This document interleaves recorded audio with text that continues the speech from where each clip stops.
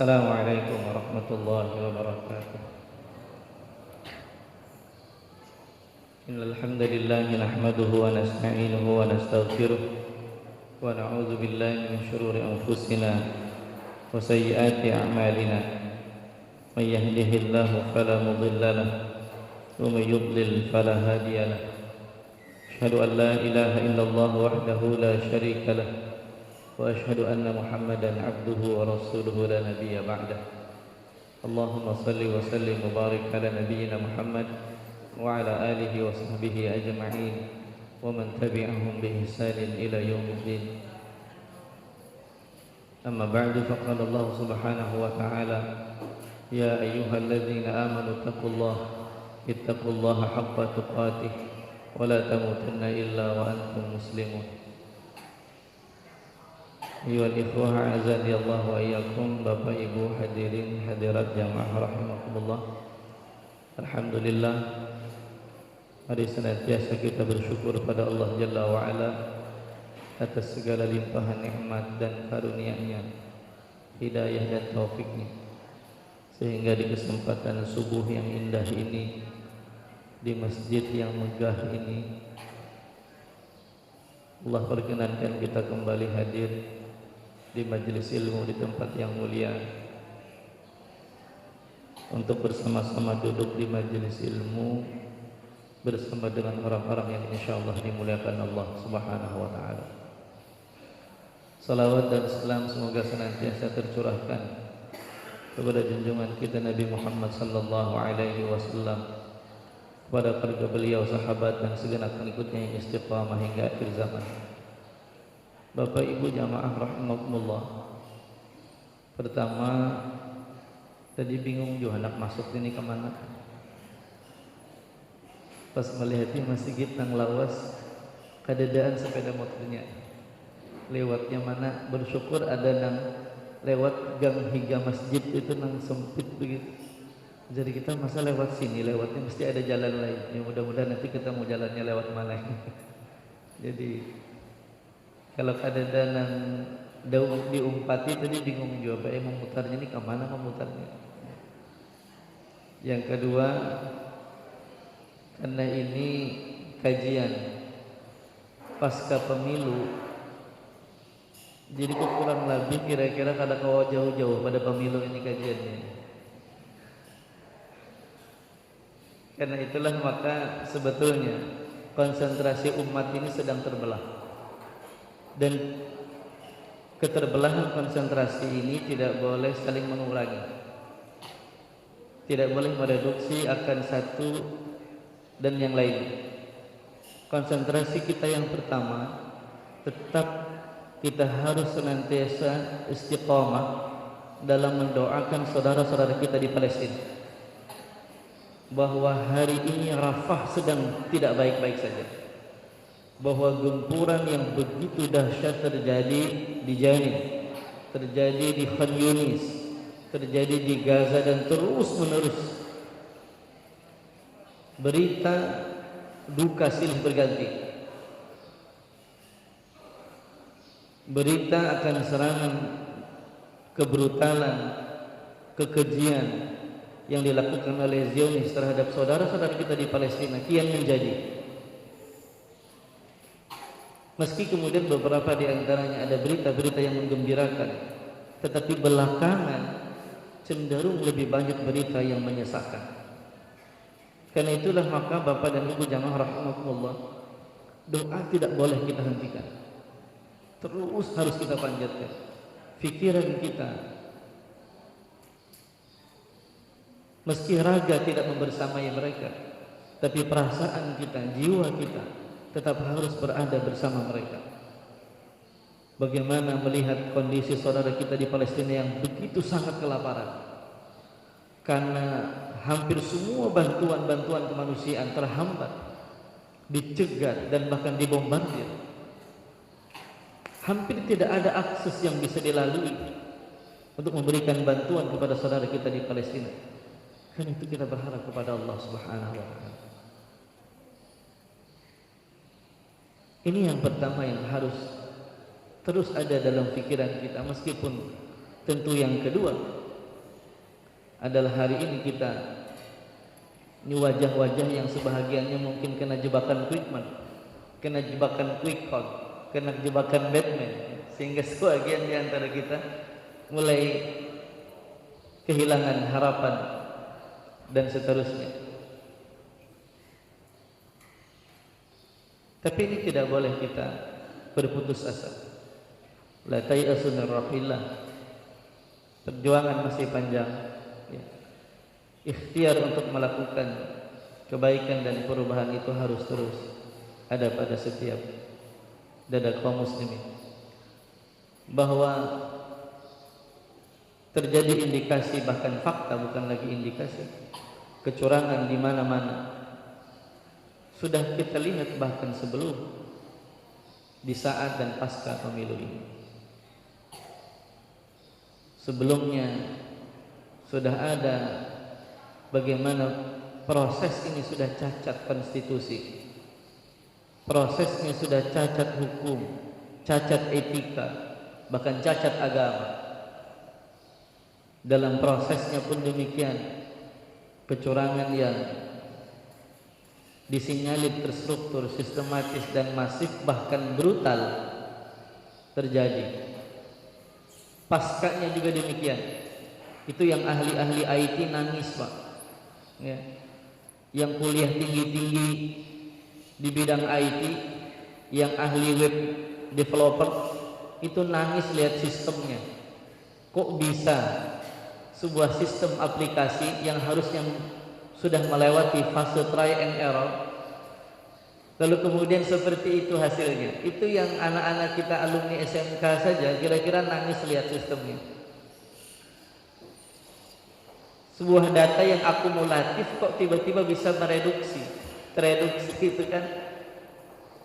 Lalu kemudian ada permintaan maaf, ya tentu bukan perkara sederhana, ya.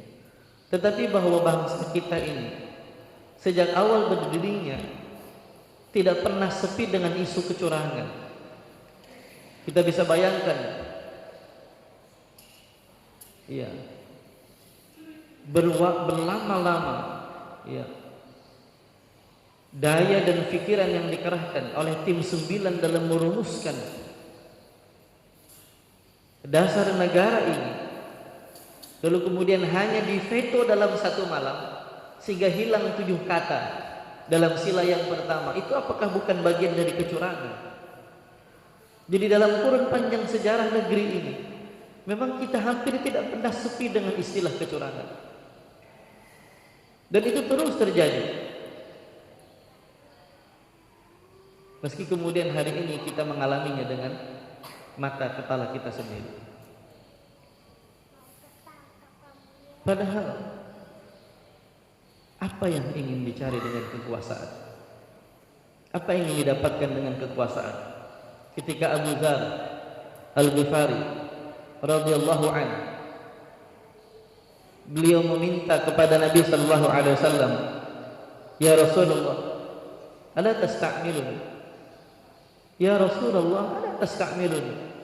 Ya Rasulullah, kenapa engkau tidak mengangkat saya sebagai pejabat?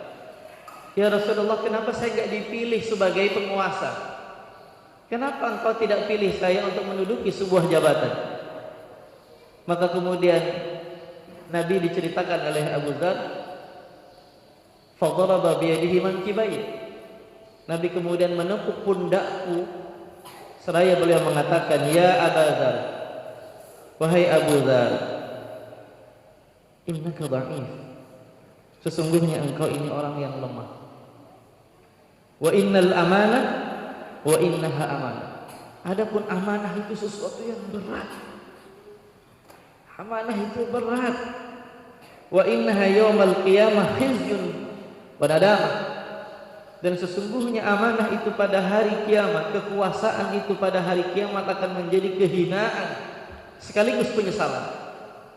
Jadi orang-orang yang berebut itu sebetulnya ia sedang memperebutkan kehinaan, memperebutkan sesuatu yang paling akan disesalinya dalam kehidupan akhirat, kecuali illa man akhadhaha bihaqqiha, kecuali yang mengambilnya dengan cara yang benar, wa addal ladzi alaihi fiha, dan yang melaksanakannya dengan melaksanakan yang benar dengan penuh kesungguhan. Jadi pada hakikatnya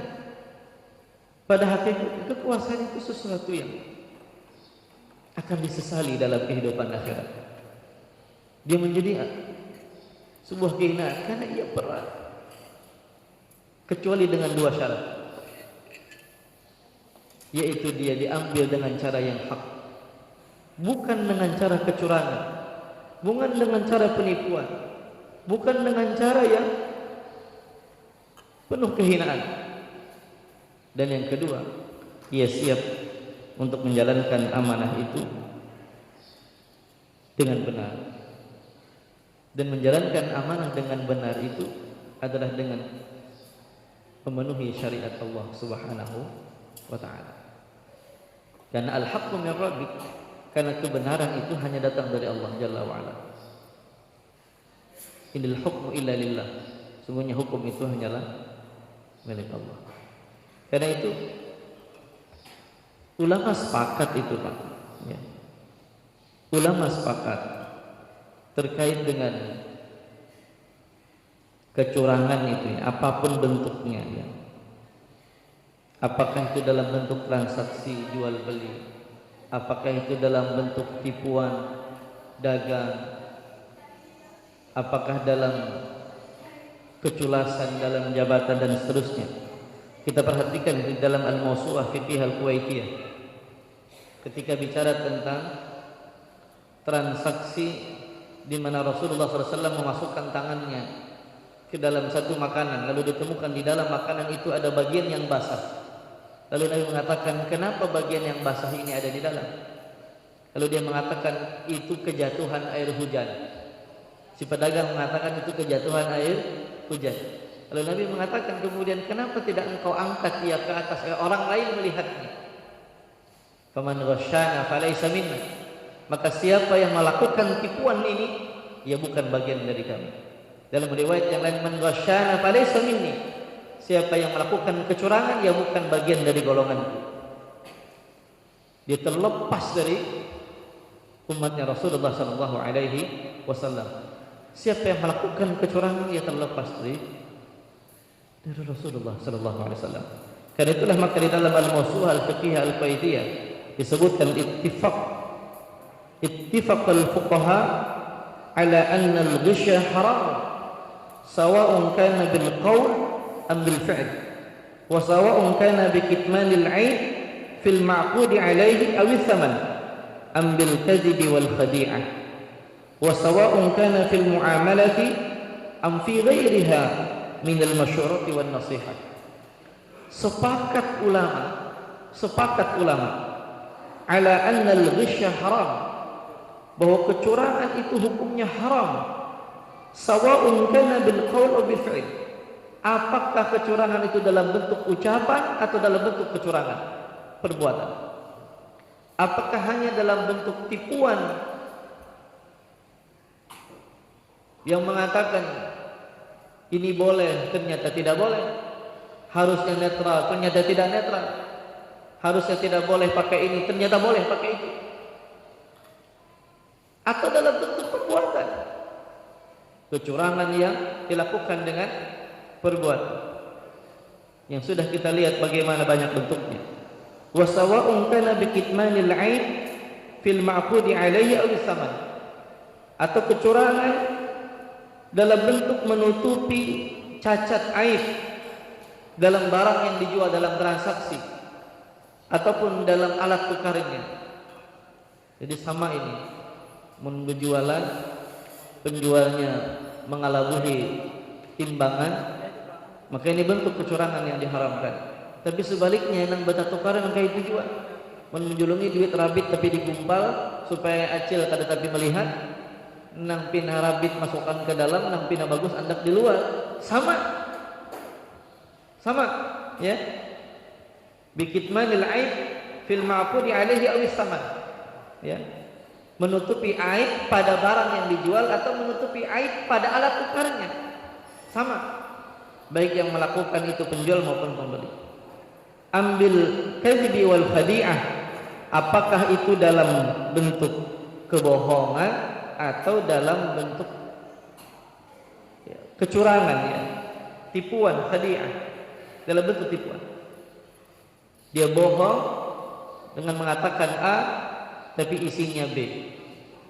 Dia mengatakan silahkan ke sini, tapi ternyata di situ sudah dimanipulasi.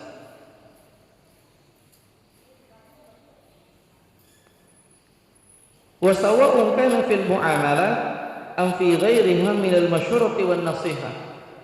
Dan sama saja juga haram itu berlaku pula dalam bentuk apapun, baik itu transaksi atau selain itu dalam permusyawaratan maupun dalam memberi nasihat. Dalam memberi nasihat, kok bisa memberi nasihat ada kecurangan? Ya. Kalau ada kecurangan, silakan laporkan. Lah yang dilaporkan ke tempat yang juga di situ ada kecurangan. Jadi gimana? Minal masyurati wan nasihat, nasihatnya saja penuh kecurangan. Nasihatnya juga ada tipuan. Minal masyurah, dimusyawarahkan, musyawarahnya juga penuh tipuan. Ini sudah disebutkan oleh ulama. Ittifaqul ulama wal fuqaha ala anna hadha haram. Al-ghishu haram. Ya, kecurangan ini haram.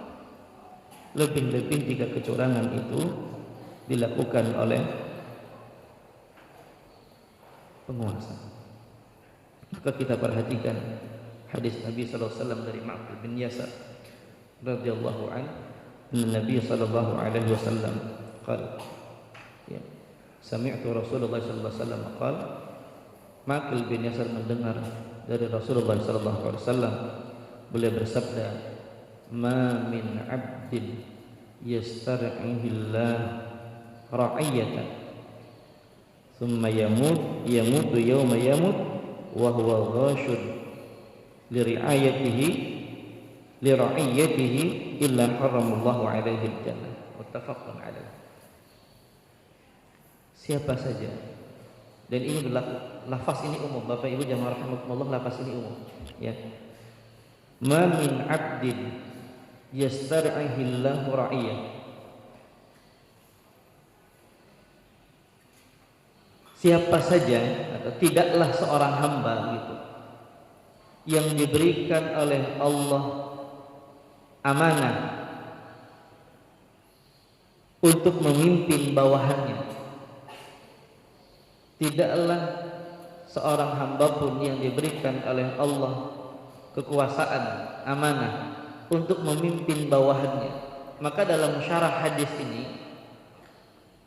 ini lafaznya am. Dia berlaku mulai dari Imamul Uzmah sampai yang paling sutra. Dari urusan pemimpin negara sampai pemimpin rumah tangga, semua kena Pak pada hadis ini. Siapapun yang punya amanah kepemimpinan yang ia membawahi satu bawahan, apakah itu di level yang paling tinggi negara, ya sebagai presiden, atau sebagai pimpinan lembaga, entah itu KPU kah, Bawaslu kah, organisasi kah, termasuk Muhammadiyah, atau yang lebih di bawahnya, pimpinan amal usaha kah, ya, pimpinan yang level yang lebih, bahkan sampai di level rumah tangga, sebagai seorang suami, sebagai seorang ayah, yamutu yauma yamut, lalu kemudian ia meninggal di hari ia meninggal, wa huwa ghashun li ra'iyatihi, dan pada saat itu ia berlaku curang terhadap bawahannya, terhadap apa yang ia pimpin, illa haramallahu alaihi al-jannah, maka Allah haramkan baginya surga. Muttafaqun alaih.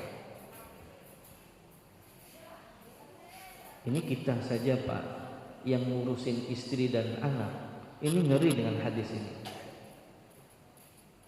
Karena berlaku hadis yang lain, kullukum ra'in wa kullukum mas'ulun an ra'iyati. Setiap kita ini adalah ra'i, pemimpin, dan bertanggung jawab atas apa yang kita pimpin.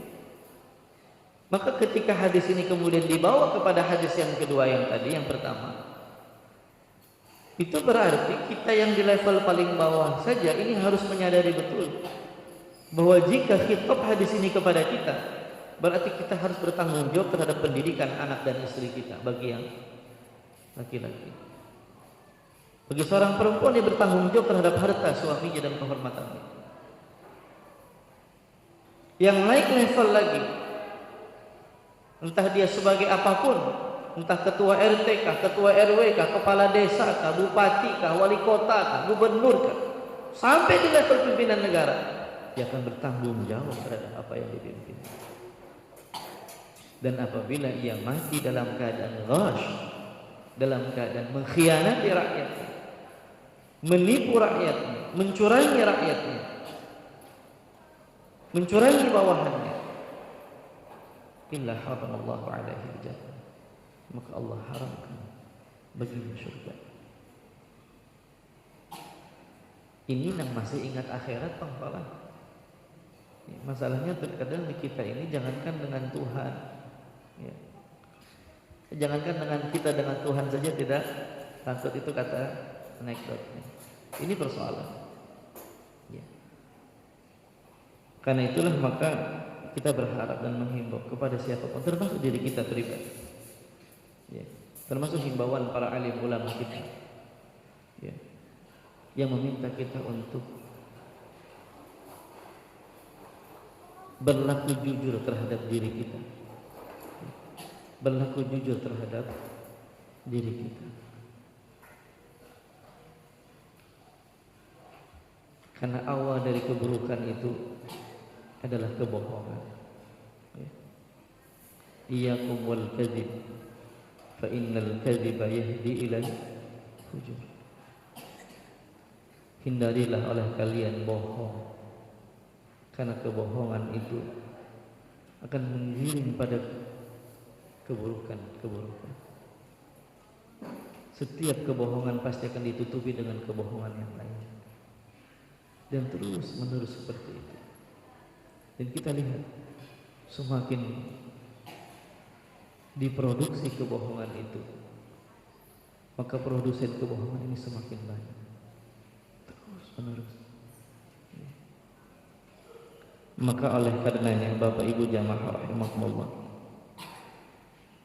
dengan segala ikhtiar yang kita ingin harap dan yang kita lakukan, dengan terus doa yang kita panjatkan, kita berharap kepada Allah Subhanahu wa taala di waktu yang masih ada untuk memohon agar diberikan kepada kita pemimpin yang mengambil amanah kepemimpinan ini dengan cara yang benar, dan kelak akan menjalankan amanah itu dengan jalan yang benar. Karena itulah kelak pemimpin yang diridhai Allah Subhanahu wa ta'ala. Kalau tidak, maka yang ada adalah kehinaan. Dan jikapun itu terjadi, kita harus introspeksi dari ayat Allah Subhanahu wa ta'ala, wa kadzalika nuwalli ba'dadh dhalimina ba'dhan bima kanu yaksibun.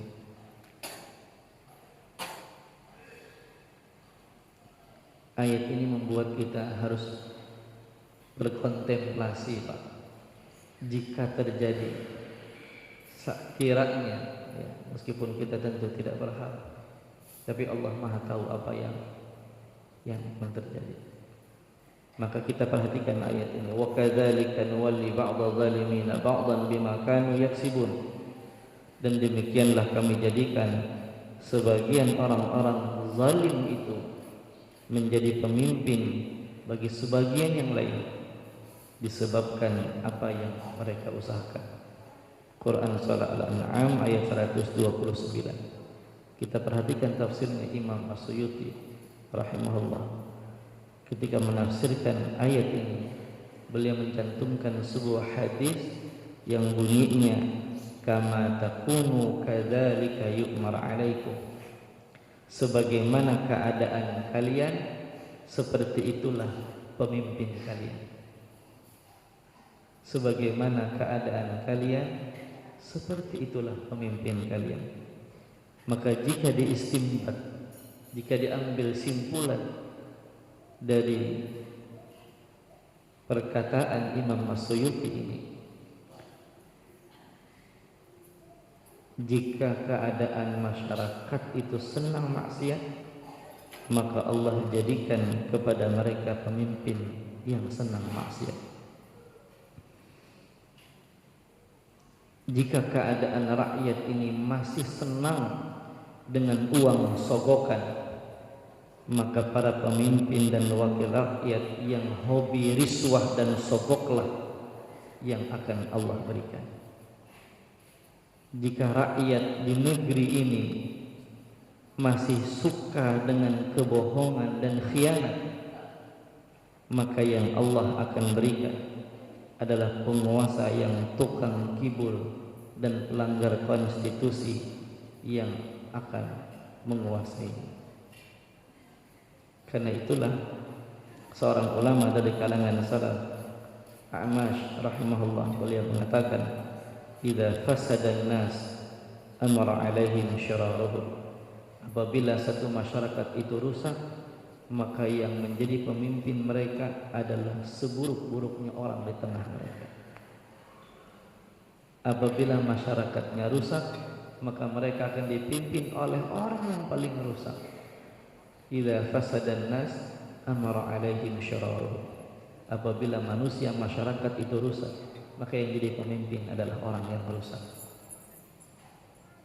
Karena itu kita harus bersama-sama mencoba untuk mengintrospeksi, apa jangan-jangan ini hukuman bagi kita karena rakyat kita terbukti masih senang dengan sogokan beras, uang, gepokan, masih senang dengan riswah,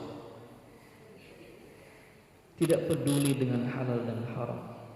Ketika masyarakat ini masih tidak peduli dengan halal dan haram, maka diberikanlah pemimpin yang juga tidak peduli dengan halal dan haram. Dan dari mana circle itu bermula? Kalau lihat rumusannya Imam Al-Ghazali di dalam Ihya Ulumuddin, rumusannya bermula, kita lihat, rusaknya masyarakat disebabkan karena rusaknya penguasa, dan rusaknya penguasa disebabkan karena rusaknya para ulama. Kalau ulamanya senang disuap, maka pemimpin yang menyuap akan punya jalan untuk lebih banyak menyuap. Dan apabila pemimpinnya senang menyuap, maka sistem yang dibangun adalah sistem yang penuh dengan suap. Dan seperti itulah circle.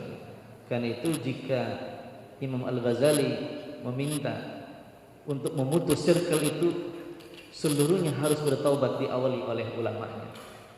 Jika ulamanya masih senang dengan perbuatan semodel ini, ya, masih banyak ulama yang di dalam kitab itu kan ada lanjutannya, wal istilah bihubbil jahi bihubbil mali wal jah, bihubbid dunyai wal jah. Dan hancurnya ulama itu karena tunduknya ia pada dunia dan kedudukan dan kehormatan.